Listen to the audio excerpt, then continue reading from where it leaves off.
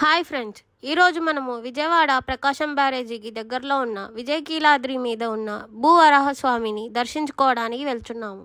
ఇప్పుడు మనము గుడి దగ్గరికి వచ్చేసాము. కొండ మీదకు వెళ్ళడానికి 2 వీలర్స్ ఎలవ్ లేదు, 4 వీలర్స్కి మాత్రమే ఎలవ్ ఉంది. ఇక్కడ కింద బస్సు సౌకర్యం కూడా ఉంది.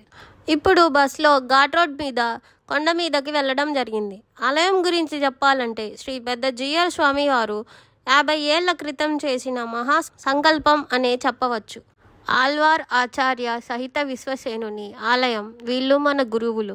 తర్వాత భూవరాహస్వామి దర్శనం, తర్వాత శ్రీరామచంద్రుని గుడి, తర్వాత వాయువాహనుడి దాస ఆంజనేయ స్వామి దర్శనం, తర్వాత శ్రీ రుక్మిణి సత్యభామ సమేత విజయసారథి పెరుమాళ్ళ వారి దర్శనం. ఇప్పుడు పద్మావతి గోదాదేవి సమేత వెంకటేశ్వర స్వామి వారి గుడి. ఎక్కడ చూసినా వెంకటేశ్వర స్వామి వారి కళ్ళు కనిపించవు, కానీ ఇక్కడ కళ్ళు బాగా కనిపిస్తాయి అన్నమాట.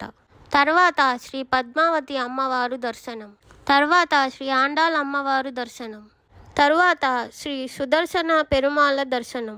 అయితే ఇంకా కొద్దిగా ముందుకు వెళ్తే పెద్దజేర స్వామి విగ్రహం, నెక్స్ట్ అష్టలక్ష్మి అమ్మవార్ల గుడి, ఎదురుగా అన్యోన్య దాంపత్య సిద్ధిగై లక్ష్మీనారాయణల దర్శనం.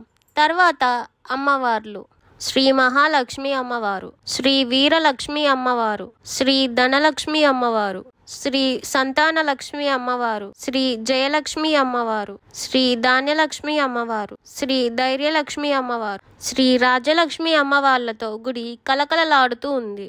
నెక్స్ట్ అక్కడి నుంచి కొంచెం ముందుకు వెళ్తే శ్రీ లక్ష్మీ నరసింహస్వామి వారి దర్శనం. నెక్స్ట్ 27 అడుగుల దాస ఆంజనేయ విగ్రహం ఇంకా ప్రతిష్ఠించలేదు.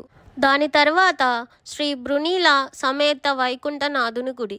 అన్ని గుడిలలో ఇదే చివరి గుడి. ఇక్కడ ఇన్ని గుడులు కట్టడానికి కారణం ఏంటంటే, మన జీవనం మొదలైన దగ్గర నుంచి కృతయుగం నుండి ఆఖరి దాకా, అంటే వైకుంఠనాథుని దాకా, అంటే వైకుంఠానికి వెళ్ళేదాకా కూడా మొత్తం సమస్త దేవతలు ఇక్కడ ఉండాలని ఉద్దేశంతో ఇక్కడ ఇన్ని గుళ్ళు కట్టడం జరిగింది. మీరు కూడా ఈ టెంపుల్ని విజిట్ చేశారా? అయితే కామెంట్ చేయండి.